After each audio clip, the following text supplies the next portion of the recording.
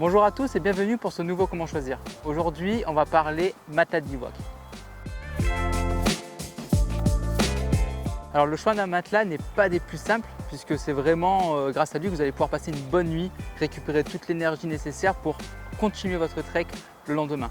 Donc il y a différents types de matelas, on va avoir du matelas autogonflant, du gonflant, du matelas mousse, de l'isolé, du non isolé et il y a vraiment beaucoup de produits différents donc on peut vite se perdre dans les choix.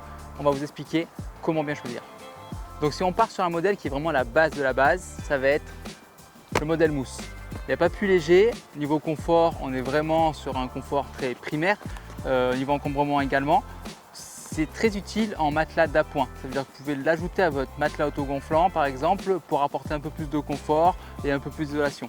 Il va y avoir des modèles non isolés comme celui-ci, donc c'est juste de la mousse pure et dure, et des modèles isolés comme celui-ci, donc le modèle Thermarest. Celui-ci va être souvent utilisé par exemple en alpinisme puisqu'il est très léger, même s'il est un peu encombrant, il va être bien isolant avec sa forme justement d'alvéole. Ici on va vraiment garder une couche d'air entre le sol et son corps, donc qui va permettre une bonne isolation. Ensuite on va avoir les modèles gonflants. D'accord, gonflant classique comme celui-ci, c'est ce qui va être le plus vendu. D'accord, c'est le modèle qui va être adapté un peu à toutes les situations.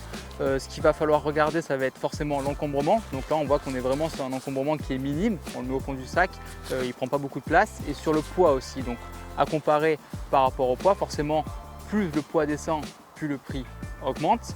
Mais c'est un vrai gain à la fin. Vous allez vraiment chercher les grammes en moins dans votre sac. On est sur un modèle qui n'est pas isolé. On verra plus tard justement qu'est-ce qui fait qu'un matelas est isolé ou non et quel indice il faut regarder pour savoir lequel choisir. Il faut bien prendre en compte que le matelas, on va devoir le gonfler en intégralité soi-même. Alors ce qui est bien, c'est qu'il y a des petits sacs de gonflage qui sont vendus avec, qui sont compris dans le pack et dans le poids total du produit. En fait, ce sac, vous allez le brancher à la valve, il suffit de l'ouvrir, de souffler à l'intérieur sans forcer, d'accord, de le refermer, de le rouler. Une fois qu'il est roulé, l'air va se chasser dans le matelas. Vous répétez ça 5-6 fois et votre matelas est complètement gonflé. Maintenant, on va aller voir les matelas autogonflants. Donc matelas autogonflant, on va de suite être sur un modèle qui est un peu plus lourd, un peu plus encombrant, mais qui peut être un peu plus confortable car il y a de la mousse à l'intérieur.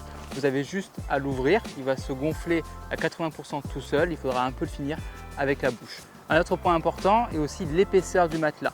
Forcément, plus il sera épais et plus il sera confortable et un petit peu plus lourd. Sur les matelas autogonflants, on est généralement moins cher que sur un matelas gonflable.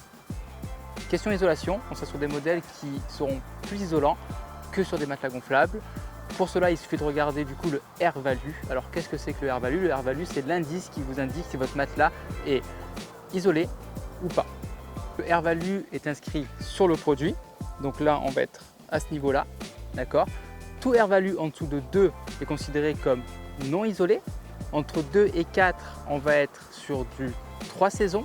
Entre 4 et 6, sur de l'hiver. Et au-dessus de 6, vraiment du froid extrême. À présent, afin de bien différencier un modèle autogonflant et un modèle gonflable isolé, on va comparer deux produits. Hop. Donc ici, j'ai un matelas autogonflant qui a 3,8 d'R-Value, qui va faire 620 grammes et qui va faire 5 cm d'épaisseur. Juste ici, on est déjà à 7,6 cm d'épaisseur, donc on est beaucoup plus épais. On est à 440 grammes, donc plus léger, et on a une R-Value de 7,3, donc vraiment pour les froids extrêmes.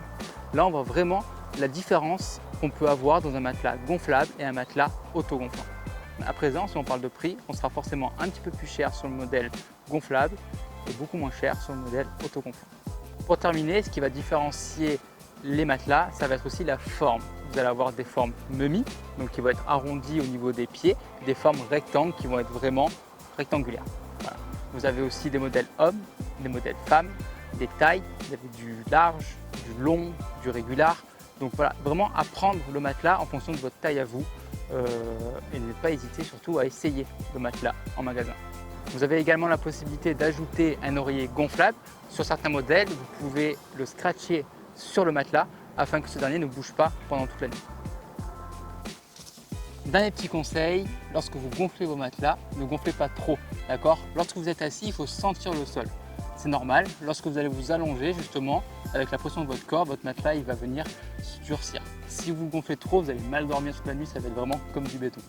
J'espère que ce comment choisir vous aura plu, qui vous aura permis d'en connaître un peu plus sur les matelas de bivouac. Si vous voulez avoir plus d'informations, n'hésitez pas à aller voir sur le site srilanka.com, de venir essayer les matelas en magasin et surtout n'oubliez pas de nous suivre sur Sri Lanka TV.